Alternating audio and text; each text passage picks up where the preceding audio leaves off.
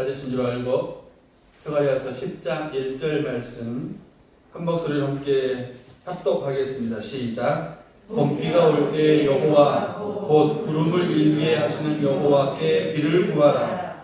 우리에게 소낙비를 내려서 밭의 채소를 각 사람에게 주시리라.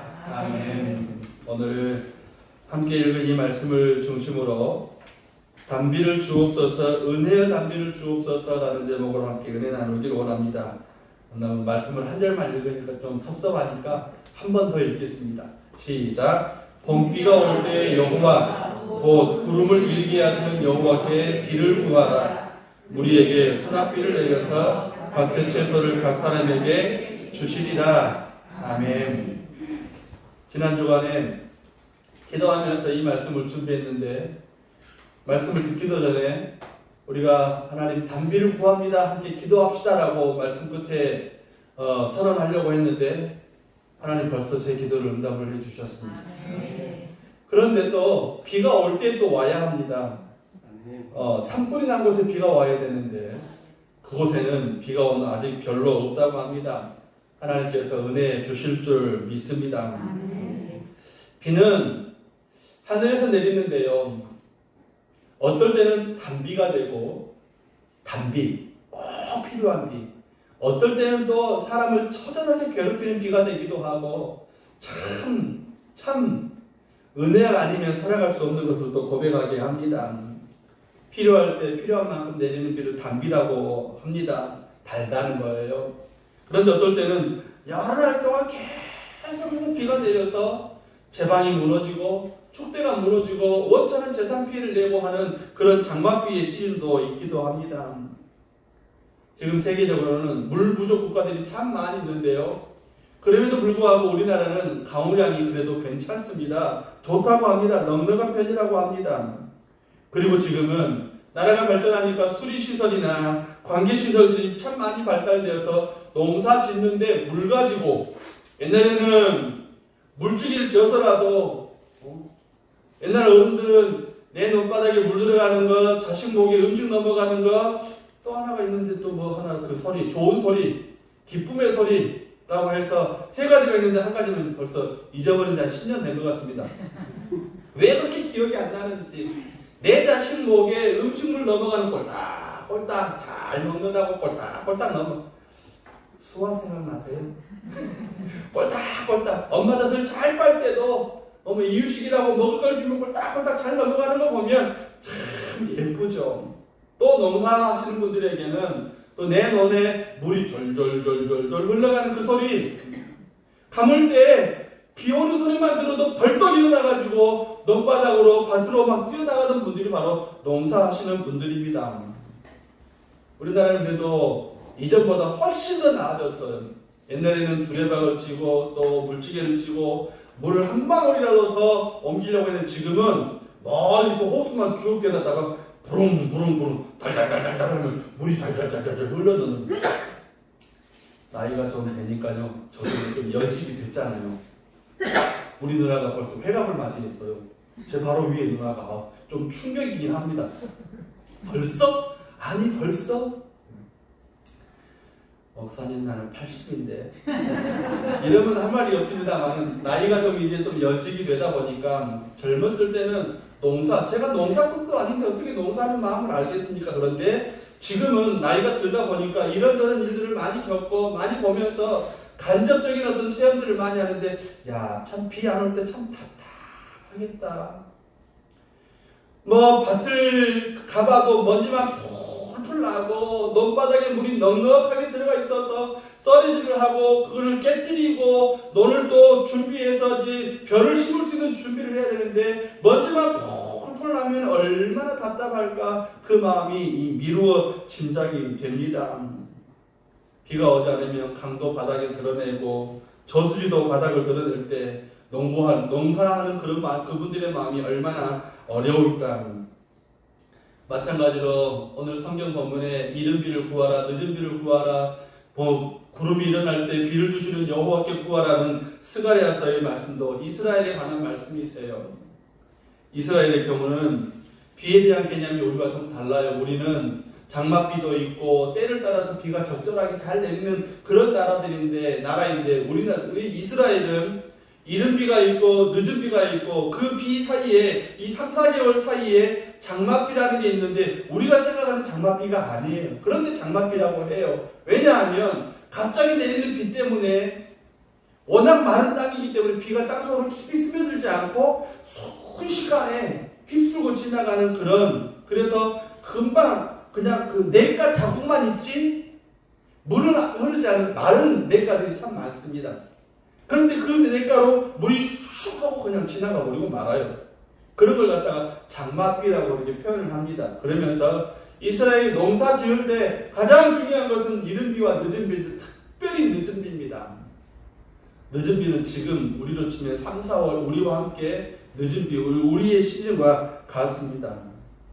파종할 때 내리는 비를 씨를 뿌릴 때 내리는 비를 이른 비라고 해요. 12월에서 1월 그 사이. 늦은 비는 이제 그 파종했던 것들이 결실을 맺으려고 하고 결실을 맺으려고 하는 3월, 4월 이런 우리가 좀 반대편에 있으니까요. 그런 걸 늦은 비라고 합니다. 그런데 이른 비가 내리지 않고 늦은 비가 내리지 않으면 씨를 뿌려도 자라나지 않고 결실이 온전하게 여물지를 못해서 먹을 것이 되지 않는 것이 이른 비와 늦은 비입니다. 알맞은 때에 비가 내리는 것은 그의 농사의 모든 결정을 하는 원인이 됩니다. 비라는 것이 그렇습니다. 제 아무리 수리시설이 잘 된 나라들 경우로 할지라도 비가 오지 않으면 농사는 물론 사람이 먹을 식수마저도 문제가 됩니다. 선진국이라는 나라들도 비 오지 않으면 미국의 예를 들면 비가 오지 않으면 마당에 잔디밭에 물 뿌리지 마라. 공개적으로 TV에서 선도를 한다고 해요. 그리고 세차하지 마라. 또 물을 아껴서 써라. 그렇지 않아도 물이 비싼데 그것이 그렇게 되는 비상이 걸린다고 합니다. 그래서 필요할 때 내리는 비는 단비예요. 단비. 찍어 먹어보니까 달다는 게 아니라 우리의 마음을 흡족하게 하는, 드디어 비가 온다. 마음을 흡족하게 하는 그런 마음이 있다는 것이죠. 그래서 오늘 본문에 오늘 스가랴 선지자도 그렇게 말씀을 합니다. 필요할 때 비를 주시는 그 하나님께 비를 구하라라고 하는 그런 말씀이에요. 본문의 정확한 의미는 너희는 요청해라라는 거예요. 너희는 요청해라. 구름을 일어나게 하시는 그 하나님 앞에 구름만 일어나게 하는 것이 아니라 비를 요청해라. 비를. 그러면서 분명하게 말씀을 해요. 너희가 섬기는 우상이 있는데 하나님께 비를 요청해야 한다라는 거예요. 하나님께. 오늘 본문의 구조가 그래요. 너희는 우상을 섬기고 있는데 너희 기본적인 바탕이 지금 우상과 하나님을 겸하여 섬기어서 비도 주지 못하는 우상 앞에 구하지 말고 하나님께 비를 요청해라라고 그렇게 말씀을 합니다. 사랑하는 여러분, 비 주실 분은 하나님이시고 비 주시는 분은 하나님이시고 비 주실 분도 하나님이시고 비 오게 하실 분도 하나님이십니다. 여러분, 본문의 말씀은 두 가지로 크게 중요한 의미를 갖고 있어요. 첫째는 은혜와 성령, 두 번째는 우리가 삶에 적절하게 필요한 단비와 같은 비를 실제적으로 주시도록 두 가지 의미를 담고 있습니다. 그 첫째 의미가 뭘까요? 여러분, 하나님의 은혜를 구하라는 거예요. 하나님의 은혜를 구하라. 주실 분에게 구하라. 분명히 아십시오. 주실 분에게 구하라. 은혜 주실 분에게 구하라. 시편 72편 6절의 말씀 보면 그는 베이풀 위에 내리는 비같이 땅을 적시는 소낙비같이 내리리니라고 그렇게 말씀을 합니다. 무슨 말이냐면 은혜를 주실 분에게 구하라는 말이 시편 72편의 말씀이에요. 호세아 10장의 말씀도 역시 마찬가지입니다. 너희는 자기를 위하여 공의를 심고 인애를 거두라. 너희 묵은 땅을 기경하라. 지금이 곧 여호와를 찾을 때니 마침내 여호와께서 오사 공의를 비처럼 너희에게 내리시리라 라고 말씀을 하세요. 하나님의 공의는 하나님의 뜻을 찾아서 행하는 걸 말을 합니다. 그 말은 무슨 말이냐면 공의를 행할 사람의 손에 하나님의 은혜가 있기를 원한다라는 그런 말이에요. 권력자라고 내 마음대로 힘을 행사하는 것이 아니라 하나님의 뜻을 알고 맡기신 분의 뜻을 알고 그 권력을 주신 분의 뜻을 알고 그 뜻대로 은혜를 구하는 삶을 살아야 한다. 은혜를 구하는 권력자, 은혜를 구하는 리더, 지도자가 되어야 한다라는 그런 말씀이십니다. 그래서 우리는 그렇게 고백해요. 은혜 아니면 살아갈 수가 없습니다. 힘 있는 자도 은혜 아니면 살 수가 없고 힘 없는 자도 은혜 아니면 살아갈 수가 없습니다. 그런 의미에서 하나님께 은혜를 구하라. 이 은혜는 마치 단비처럼 우리의 삶의 구석구석에 큰 일부터 작은 일까지 비가 필요한 모든 것에 비가 축축하게 내리는 것처럼 필요한 것들을, 그래서 우리를 그런 방식으로 우리를 골고루 돌보시고 골고루 은혜를 더하시고 골고루 우리를 보호하시는 하나님의 은혜, 그 은혜를 구하라는 것이지요. 비가 나무에게도 필요하고 초목에게도 필요하고 동물들에게도 필요한 것처럼 하나님의 은혜 역시 모든 피조물들에게도 절대적으로 필요한 게 비인 것처럼 그런 하나님의 은혜를 구하라라고 말씀을 하고 계십니다. 언젠가는 그런 어떤 실험을 하고 있다는 소식을 들었는데, 구름이 일어나는 곳에다가 비가 안 오니까 구름이 일어나는 곳에다가 화학약품을 뿌려서 비가 억지로 오게 하는 그 강우 실험을 한다고 하는 그런 이야기를 들었습니다. 아직까지도 비는 사람 뜻대로 내리지는 않아요. 아직까지도 사랑 여러분, 그 비는 하늘에서 옵니다. 그러면 누구께 구해야 돼요? 하나님께 구해야 돼요. 하나님께 구해야 된다는 거예요. 옛날 이스라엘에 비가 대표적으로 안 왔던 때가 있습니다. 3년 반이라는 그 기간 동안에 기근이 내렸던 적이 있었습니다. 원인이 문제예요. 왜 비가 안 왔을까? 하나님은 약속했다. 그곳에 너희가 나를 찾고 구하면, 너희가 나에게 돌아오면 나는 분명히 이른 비와 늦은 비를 주고 때를 따라 돕는 은혜의 단비를 주시겠다고 약속을 하셨는데 3년 반 동안이나 비가 안 왔습니다. 이유가 뭡니까? 아합 왕 때문이에요. 이세벨 때문이에요. 아합 왕이 하나님이 원치 않은 결혼을 했습니다. 이방 나라의 여왕을 데려와서 결혼을 했고, 이세벨이라는 여왕을 두는 이 이세벨은 이스라엘에 우상을 가지고 들어와서, 하나님이 아닌 우상을 가지고 들어와서 엄청난 영적 피해를 입힌 사람이 바로 이세벨입니다.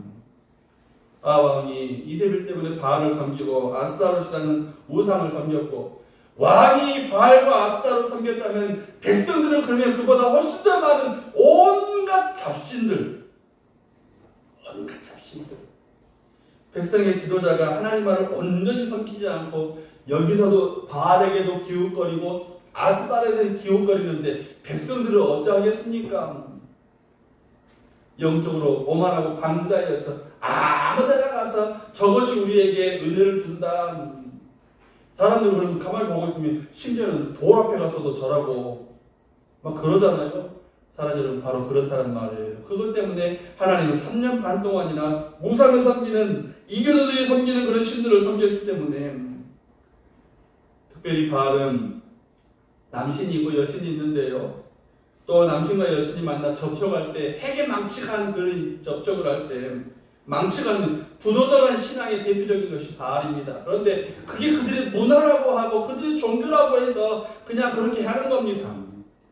그러나 이스라엘은 하늘의 해와 달, 별들 모든 것들은 섬기할 대상이 아니라 하나님이 주관하신다. 하나님이 그들을 운영하신다. 하나님께서 그들의 주인이시다는 분명한 신앙을 갖고 있었습니다. 우상을 섬기지 않는다는 겁니다. 그런데 그 신앙을 저버리고 하나님께서 이 모든 것들을 운영하신다고, 주관하신다고, 모든 것들의 주인이시라고 운영하시는 분이라는 그 믿음을 갖고 있음에도 불구하고 아합 때문에, 이세벨 때문에 그 신앙을 저버리고 소위 국가와 민족의 대표라는 왕과 왕비가 바알에게 절을 하는가 하면 도처에 바알 신전을 세웠는데, 여러분, 그것도 국고를 지원해서, 더더군다나 그렇게 하지 말라고 경고하는 엘리야 선지자를 죽이겠다고 선지자 체포령까지 내려가지고 엄청난 일을 저질렀습니다. 비가 올 수가 없죠. 비가 올 수가 없죠. 비가 올 수가 없죠. 이교도들마저도 비가 오지 않으면 마치 자기들의 신이 마치 비를 주실 것인 마냥 그렇게 구하잖아요. 사랑 여러분, 그런데 하나님을 아는 하나님의 백성들이 그걸 잊어버린 거예요. 왕과 이세벨이라는 왕비 때문에. 사랑 여러분, 창조주이신 하나님을 섬기는 사람들은 우상의 전을 건축하고 우상 앞에 또 절하고 그런 신앙에 빠진다면 그 결과는 불을 보듯이 뻔한 것이 바로 3년 반의 기근이 상징하는 바예요. 우리는 하나님의 은혜를 외면하거나 하나님의 은혜를 떠나서 살 수가 없어요. 그래서 우리 믿음의 선배들 그런 말씀을 하셔요. 물 떠난 물고기는 혹여라도 살 수 있을지 몰라도 은혜 떠난 하나님의 백성은 살지 못한다. 여러분, 물 떠난 고기가 어항 밖에서 펄떡펄떡 뛰면서 사는 것을 보신 적이 있냐고 이정환 권사님한테 물어보세요. 여러분, 물 떠난 고기는 살 수 없습니다. 은혜 떠난 고기, 은혜 떠난 하나님의 백성도 살 수 없어요. 그래서 은혜를 구하셔야 합니다. 은혜를 구하십시오.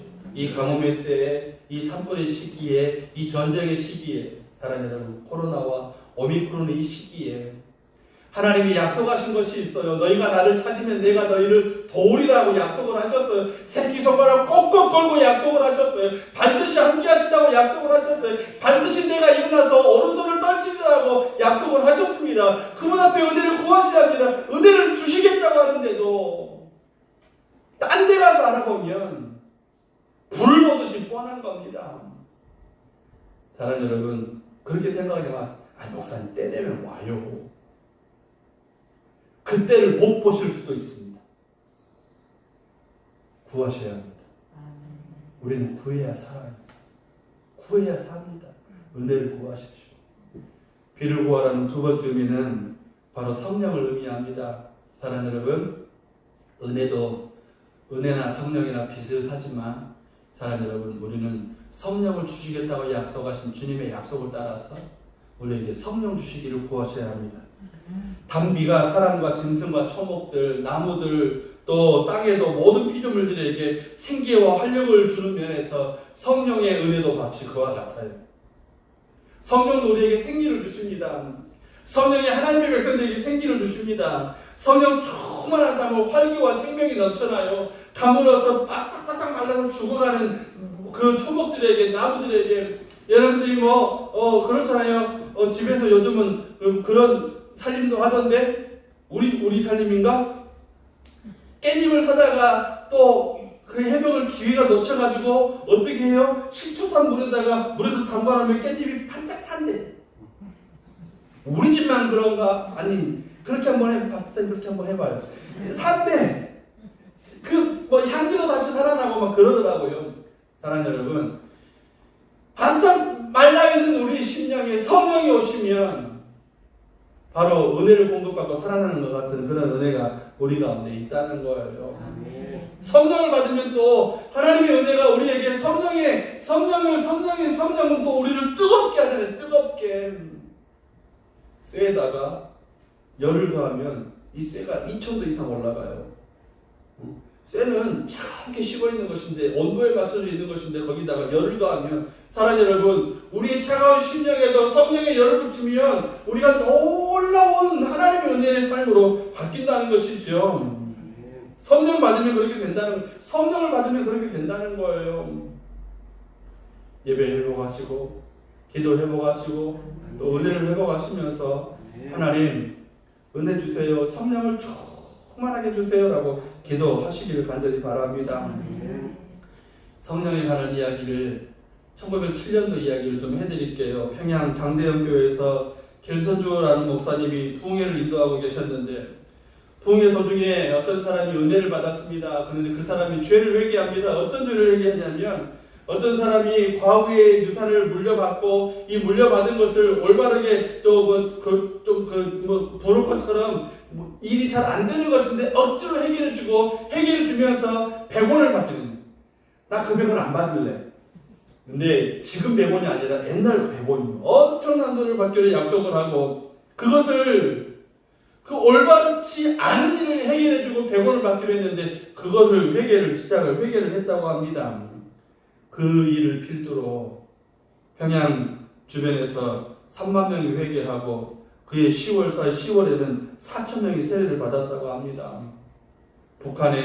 저는 북한 지명을 잘 모르는데 선천, 재령, 대성 이런 북한 지역에서 성령의 역사가 나타나고 성령의 풍성한 역사가 나타나고 그 일들이 남한으로 점점 내려오는 그런 성령의 역사가 있었습니다.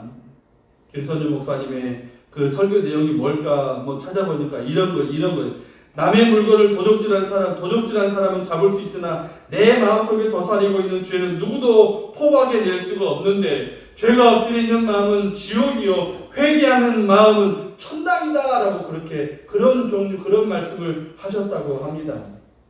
재밌는 이야기는요, 교회에 죄인들이 와가지고 회개한다는 말을 듣고 경찰서에 방은덕이라는 사람이 경찰인데 와서 몰래 누가 회개하나 누가 어떤 죄를 지었나 보고 있다가 이 사람이 은혜를 받았대.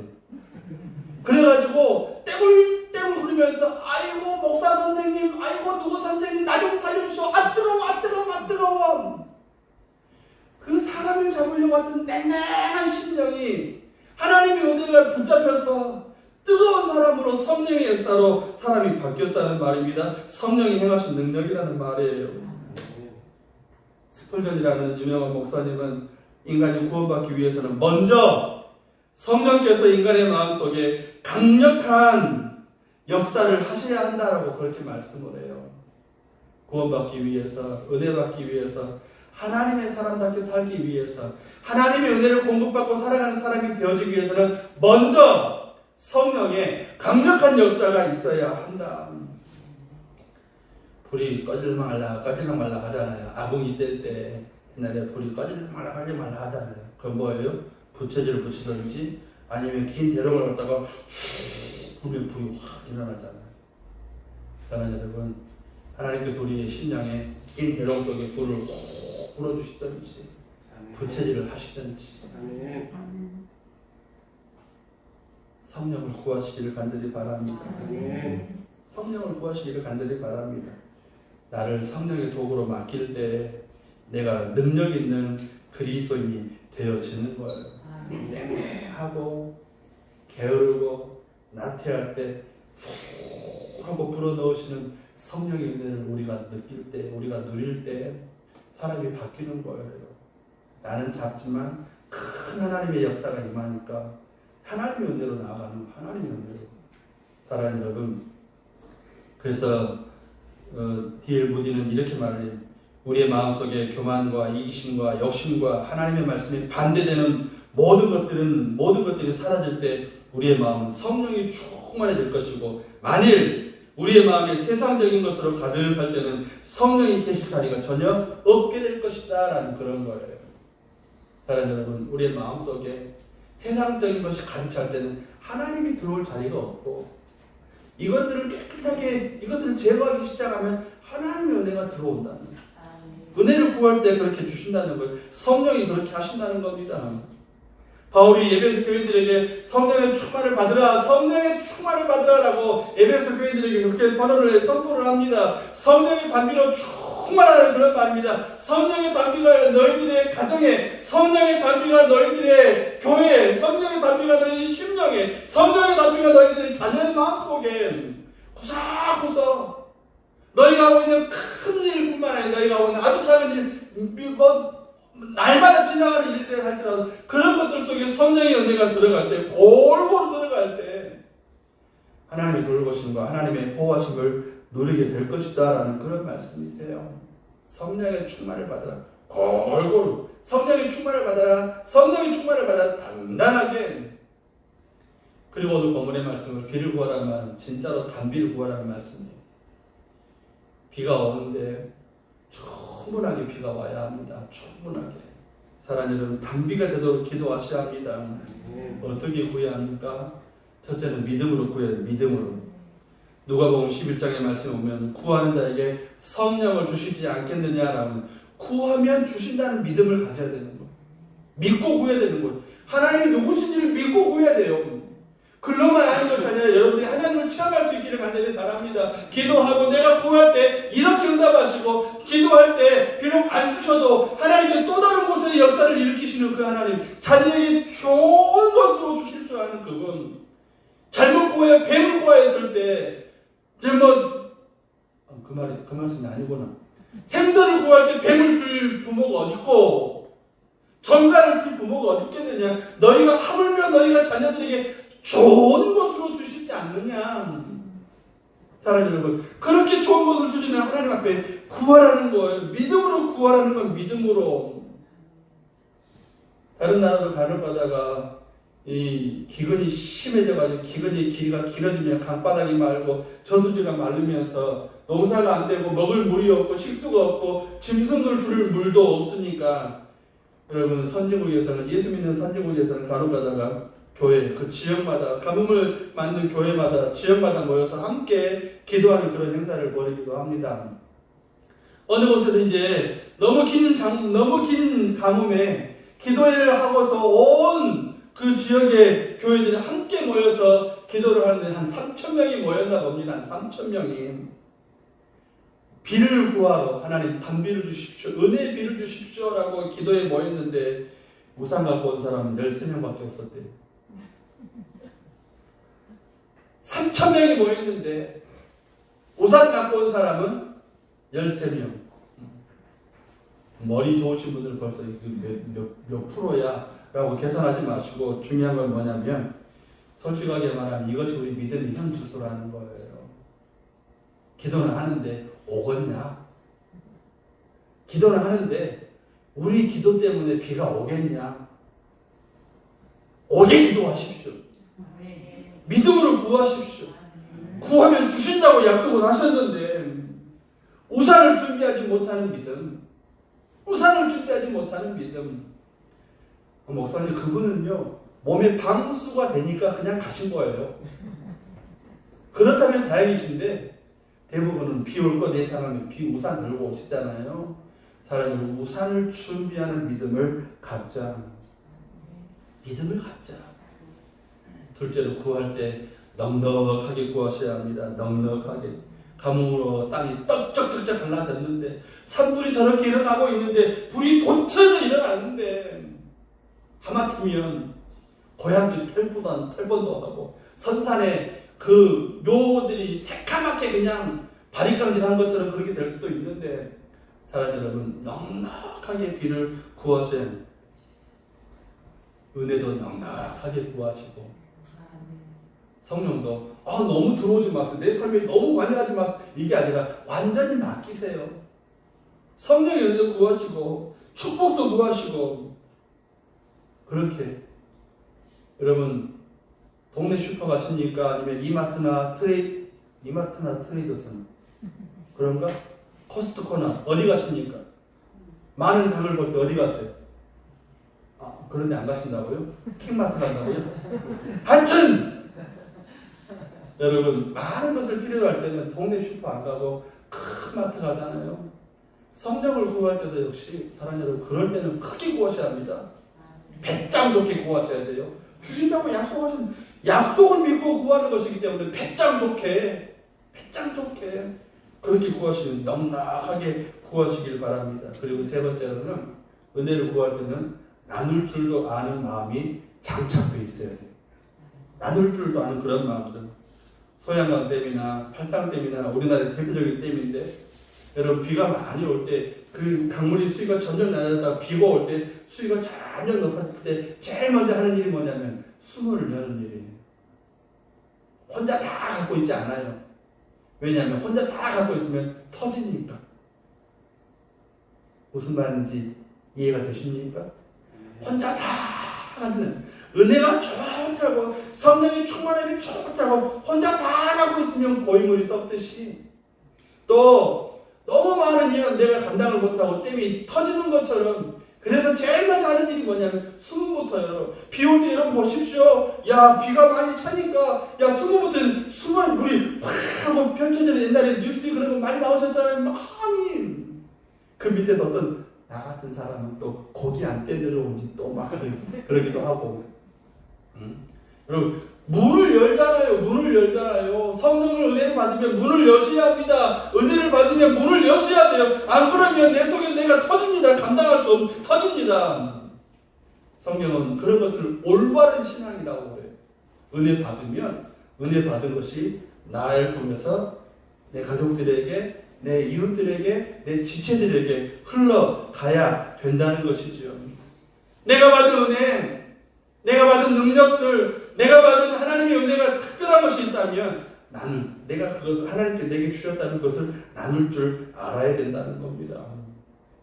사랑하는 여러분, 주시옵소서만으로 끝나는 신앙이 아니라 내 이웃들과 나눌 수 있는 신앙이 되셔야 한다는 겁니다. 말씀을 맺을게요. 지금 우리는 봄 가뭄 시대를 맞고 있어요. 봄 가뭄 시대. 세계적으로 처처에 전쟁도 일어나고 우리가 뉴스를 접하지 못해서 모르지만 지진이나 크고 작은 환경적 재앙들이 참 많이 일어나고 있는데요. 특별히 봄 가뭄 사랑 여러분, 메마르고 갈증나 있는 상황들이 많습니다. 땅만 그런 것이 아니라 우리 심령도, 우리의 마음도, 우리의 삶에도 메마르고 밟으면 펄펄 먼지 나는 그런 가뭄들이 많습니다. 코로나 오미크론도 그것 때문에 모이지 못하고 안 모여서 예배하고 기도해야 할 사람들은 기도하고 예배해야 되는데 하나님의 은혜를 아는 사람들이 모여 예배하고 하나님의 은혜를 아는 사람들이 모여 기도하고 하나님의 은혜를 아는 사람들이 모여 사랑과 선행을 격려하고 그것 때문에 내 이웃들을 마치 내 지체를 돌보는 것처럼 돌보셔야 되는데 거기에도 먼지가 펄펄 나는 영적 기근이 있고 북한에 미사일이 뻥뻥뻥 날아다니고 중국이나 러시아나 일본이나 우리 주변에 크고 강한 강대국들이 엄청난 어떤 계획을 해도 우리는 그냥 하나님이 지켜주시겠건 하나님 지켜주십니다. 그러나 기도해야 할 바는 기도해야 합니다. 전쟁을 또다시 겪으면 안 돼요. 어려움을 또다시 겪으면 안 됩니다. 사랑하는 여러분, 타산지석이라고 하잖아요. 우크라이나 백성들 피난가는 거 보십시오. 폴란드로 피난가고 여러 나라로 피난가는 거기서 먹을 걸 준다고 그 먹을 것이 목구멍으로 꿀떡꿀떡 넘어간다고 내 배가 부르고 내 마음이 넉넉해지겠습니까? 피난민인데. 애들은 어떡하고요? 아빠가 경찰인데 총 들고 이제 지키려고 하는데 얘가 그걸 어떻게 하는지 아빠 같이 가자고 울며 또 애달프게 또 매달리고 있는 그런 모습을 또 동영상을 봤어요. 전쟁은 이기고 지는 게 문제가 아니라 우리 같은 사람들이 이걸 피해가 문제예요. 가족을 눈앞에서 잃잖아요. 눈앞에서 자식들이 덜덜덜 떨고 있고 배고파 울고 있는 그 모습을 어떻게 보겠습니까? 목사님 라면 먹이면 되지. 그것도 없다니까요. 사랑하는 여러분, 그런 전쟁의 위기의 소식들이 먼지가 펄펄 나고 나라가 경제가 좀 발전하다 보니까 우리들마저도 도덕성이 몰락하고 공무원들의 윤리적 기간이 해이해지고 뿐만 아니라 청소년들의 탈선들, 우상 종교의 창궐들, 우리 주변에 우리의 마음의 기근들이, 마음의 그 영적 기근들이 우리를 너무너무 힘들게 합니다. 사랑하는 여러분, 그 책임 누구에게 지우시냐면 우리들이에요. 누가 지시게 하냐면 하나님이 그렇게 하세요. 기도하셔야 합니다. 은혜를 구하시고 성령을 구하시고 하나님 은혜의 단비를 주셔서 나뿐만 아니라 내 이웃들도 함께 촉촉하게 넉넉하게 풍성하게 살아나게 해 주십시오라고 기도하셔야 합니다. 사랑하는 여러분, 까떡을 볼 것이 아니라 제 음성을 들으세요. 내 영혼의 갈증처럼 뭔가 텅 빈 것 같은 공허감 들지 않으십니까? 내가 뭔가를 다 가진 것처럼 느껴졌어도 그것 외에도 또 허무한 마음들 들지 않으십니까? 뭔가 고구마 3개를 한꺼번에 물도 없이 마신 것처럼 여러분 답답한 마음들 들지 않으십니까? 모든 것이 넉넉한데 기쁠 줄 알았는데 짜증만 나고 답답하기만 한 그런 속마음, 원망스러운 속마음이 있지 않습니까? 뭐가 없냐면 은혜가 없어서 그래요. 뭐가 없냐면 성령이 충만치가 않아서 그래요. 뭐가 없냐면 우리의 삶에 하나님만이 주실 수 있는 은혜의 단비가 없어서 그렇다는 겁니다.